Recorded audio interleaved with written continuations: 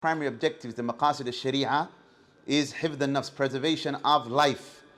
وَلَا تُلْقُوا بِأَيْدِيكُمْ إِلَى التَّهْلُكَةِ. Don't put yourselves in a situation of destruction. So no doubt it is something that's forbidden, and again, prevention is easier than cure.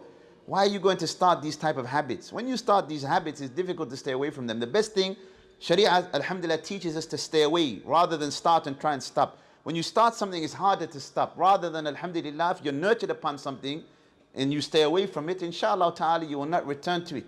That is why you find many times drug addicts, sometimes they return during certain times and they delve in drugs and taking drugs because, that's something that they were accustomed to. May Allah Azza wa Jal protect the Muslims from that. The best thing is what? Staying away from it. If you've never had a drug in your life, alhamdulillah, that's taqwa. وَالْعَاقِبَةُ لِلْمُتَّقِينَ. It's a blessing when you can say, I've never tried a drug in my life. That's a ni'mah. Somebody may look at you as being strange. That's a blessing.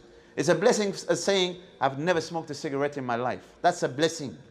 Or I've never smoked marijuana in my life. That is a blessing. Don't let anyone, convince you otherwise that, you should feel strange because you never did those things. No, that's a blessing that Allah Azza wa Jalla kept you away from those things. And that is a fadila min al-fadail. It's a virtue that no Muslim should be embarrassed of.